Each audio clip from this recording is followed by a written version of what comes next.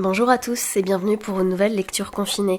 Je vais continuer la lecture d'un recueil de nouvelles d'Anna Gavalda qui s'appelle Fendre l'armure et la nouvelle du jour s'appelle Happy Meal. Cette fille, je l'aime et j'ai envie de lui faire plaisir. J'ai envie de l'inviter à déjeuner. Une grande brasserie parisienne avec des miroirs et des nappes en tissu. M'asseoir près d'elle, regarder son profil, regarder les gens tout autour et tout laisser refroidir. Je l'aime. D'accord, me dit-elle, mais on va au McDonald's. Elle n'attend pas que je me raidisse. Ça fait si longtemps, ajoute-t-elle en reposant son livre près d'elle. Si longtemps. Elle exagère. C'était il y a moins de 2 mois, je sais compter. Je sais compter, mais je me résigne. Cette demoiselle aime les nuggets et la sauce barbecue, qui puis-je ? Si nous restons ensemble assez longtemps, je lui apprendrai autre chose. Je lui apprendrai la sauce grand veneur, les vins de Pomerol et les crêpes Suzette par exemple. Si nous restons ensemble assez longtemps, je lui apprendrai que les garçons des grandes brasseries n'ont pas le droit de toucher nos serviettes et qu'ils les font glisser sur la table en soulevant légèrement celle de présentation. Elle sera bien étonnée. Il y a tellement de choses que je voudrais lui montrer. Tellement, tellement de choses.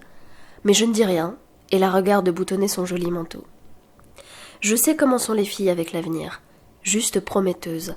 Je préfère l'emmener dans cette saloperie de fast-food et la rendre heureuse un jour après l'autre. Les crêpes Suzette peuvent attendre. Dans la rue, je la complimente sur ses chaussures. Elle s'en offusque. Ne me dis pas que tu ne les avais jamais remarquées, je les ai depuis Noël. Je bredouille. Elle me sourit, alors je la complimente sur ses chaussettes et elle me dit que je suis bête. Tu penses si je le savais ? J'éprouve un haut le cœur en poussant la porte. D'une fois sur l'autre, j'oublie à quel point je hais le McDonald's. Cette odeur de graillon, de laideur, de cruauté animale et de vulgarité mélangée. Pourquoi les serveuses se laissent-elles ainsi en les dire ? Pourquoi porter cette visière insensée ? Pourquoi les gens font-ils si docilement la queue ? Pourquoi cette musique d'ambiance ? Pour quelle ambiance ? Je trépigne. Les clients devant nous sont mal élevés. Les jeunes filles sont grossières et les jeunes gens ont tous le regard vide. J'ai déjà du mal avec l'humanité, je ne devrais pas venir dans ce genre d'endroit. Je me tiens droit et je fixe un point loin devant moi, le plus loin possible. Les prix des menus Maxi Best-of et la composition chimique des Very Parfait affichés au-dessus du comptoir. Maxi Best-of, Very Parfait. Comment peut-on ridiculiser les mots à ce point ? Je deviens triste. Elle le sent, elle sent ces choses. Elle prend ma main et la presse doucement. Elle ne me regarde pas. Je me sens mieux. Son petit doigt caresse l'intérieur de ma paume et ma ligne de chance se met à chevaucher celle du cœur. Elle change d'avis plusieurs fois. Pour le dessert, elle hésite entre un milkshake et un sundae caramel. Elle retrousse son mignon petit nez et tortille une mèche de cheveux. La serveuse est fatiguée et moi je suis émue. Je porte nos 2 plateaux. Elle se retourne. Tu préfères t'asseoir tout au fond, j'imagine ? Je hausse les épaules. Si, tu préfères, je le sais bien. Elle m'ouvre la voie. Ceux qui sont mal assis raclent leurs chaises sur son passage. Des visages se tournent, elle ne les voit pas. Impalpable dédain de celle qui se sait belle. Elle cherche une petite alcôve où nous serons bien tous les deux. Elle a trouvé, me sourit encore, je ferme les yeux en signe d'acquiescement. Je pose notre pitance sur une table maculée de postillons de ketchup et de traînées grasses.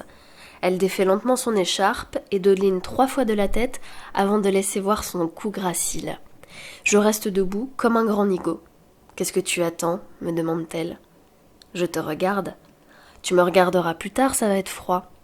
Tu as raison. J'ai toujours raison. Non, mon amour, pas toujours. Petite grimace. J'allonge mes jambes dans l'allée. Je ne sais pas par quoi commencer. J'ai déjà envie de partir. Je n'aime rien de tous ces machins emballés. Un garçon avec un anneau fiché sous le nez est rejoint par 2 autres braillards. Je replie mes jambes pour laisser passer cet étrange bétail. J'ai un moment de doute. Que fais-je ici ? Avec mon immense amour et ma veste en tweed. J'ai ce réflexe imbécile de chercher un couteau et une fourchette. Elle s'inquiète. Quelque chose ne va pas ? Non, tout va bien. Alors mange ! Je m'exécute. Elle ouvre délicatement sa boîte de nuggets comme s'il s'agissait d'un coffre à bijoux. Je regarde ses ongles. Vernis bleuté, vernis aile de libellule. Je dis cela, je n'y connais rien en couleur de vernis, mais il se trouve qu'elle a aussi 2 petites libellules dans les cheveux, minuscules barrettes qui retiennent à peine quelques mèches blondes. Je suis émue. Je sais, je me répète, mais je ne peux pas m'empêcher de penser. Est-ce pour moi, en pensant à ce déjeuner, qu'elle a nacré ses ongles ce matin ? Je l'imagine, concentrée dans la salle de bain et rêvant déjà à son sundae caramel. Et à moi, par la même occasion. Eh oui, à moi, fatalement. Elle trempe ses morceaux de poulet décongelés dans leur sauce en plastique. Elle se régale. Tu aimes vraiment ça ? J'adore. Mais pourquoi ? Sourire triomphal. Parce que c'est bon. Elle me fait comprendre que je suis un ringard et un rabat-joie, je le vois dans ses yeux. Mais du moins s'exprime-t-elle tendrement. Pourvu que ça dure, cette tendresse, pourvu que ça dure. Je l'accompagne. Je mastique et déglutis à son rythme. Elle ne me parle pas beaucoup. J'ai l'habitude. Elle ne me parle jamais beaucoup quand je l'emmène déjeuner. Elle est bien trop occupée à regarder les tables voisines. Les gens la fascinent. Même cet énergumène qui s'essuie la bouche et se mouche dans la même serviette à la table d'à côté a plus d'attrait que moi. Et tandis qu'elle les observe, j'en profite pour la dévisager tranquillement. Qu'est-ce que j'aime le plus chez elle ? En numéro 1, je mettrai ses sourcils. Elle a de très jolis sourcils, très bien dessinés. Le grand architecte devait être très inspiré ce jour-là. Il s'est probablement servi d'un pinceau en poil de martre et sa main n'a pas tremblé. En numéro 2, ses lobes d'oreilles. Parfait. Ses oreilles ne sont pas percées. J'espère qu'elle n'aura jamais cette idée saugrenue. Je l'en empêcherai. En numéro 3, quelque chose de très délicat à décrire. En numéro 3, j'aime son nez, ou plus exactement ses narines. Les doux petits dos ronds de ces deux coquillages. Ces coquillages rose pâle, presque blonds, pareils à ceux que nous cherchons chaque été depuis que nous nous sommes rencontrés et que les gamins de la plage appellent des porcelaines. En numéro 4, mais le charme est déjà rompu. Elle a senti que je la regardais et minaude en mordillant sa paille. Je me détourne. Je cherche mon téléphone en tâtant mes poches. Tu l'as mis dans mon sac ? Merci. Qu'est-ce que tu ferais sans moi, hein ? Rien. Je lui souris, et j'attrape une poignée de frites froides.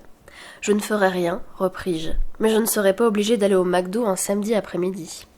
Elle ne m'a pas entendue. Elle attaque son sundae. Du bout de sa cuillère, elle commence par manger les éclats de cacahuètes, puis remonte consciencieusement le long de chaque sillon de caramel. Elle repousse ensuite son plateau. Tu ne le finis pas ? Non. En fait, je n'aime pas les sundaes. J'aime juste les bouts de cacahuètes et le caramel. La glace, ça m'écœure. Tu veux que je leur demande de t'en remettre ? De quoi ? Eh ben des cacahuètes et du caramel. Mais ils ne voudront jamais. Pourquoi ? Parce que je le sais, ils ne veulent pas. Laisse-moi faire. Je me lève en prenant son petit pot de crème glacée et me dirige vers les caisses. Je lui fais un clin d'œil. Elle me regarde amusée. Je n'emmène pas l'argent. Je suis un preux chevalier qui porte jusque dans des contrées très hostiles les couleurs de sa princesse. En douce, je demande à la dame un nouveau sundae. C'est plus simple. Je suis un preux chevalier qui a vécu. Elle recommence son travail de fourmi. J'aime sa gourmandise. J'aime ses manières. Tant de grâce. Comment est-ce possible ? Je réfléchis à ce que nous allons faire ensuite. Où vais-je l'emmener ? Que vais-je faire d'elle ? Me donnera-t-elle sa main quand nous serons de nouveau dans la rue ? Reprendra-t-elle son charmant pépiment là où elle l'a laissé en entrant ? Où en était-elle d'ailleurs ? Je crois qu'elle me parlait du week-end de Pâques. Où irons-nous à Pâques ? Mon Dieu, ma chérie, je ne le sais pas moi-même. Te rendre heureuse un jour après l'autre, je peux essayer, mais me demander ce que nous ferons dans 2 mois comme tu y vas ? Il faut donc que je trouve un autre sujet de conversation en plus d'une destination de promenade.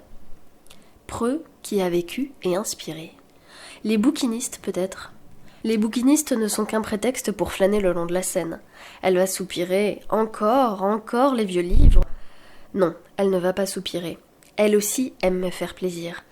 Et puis sa main, elle me la donnera, je le sais bien, elle me l'a toujours donnée.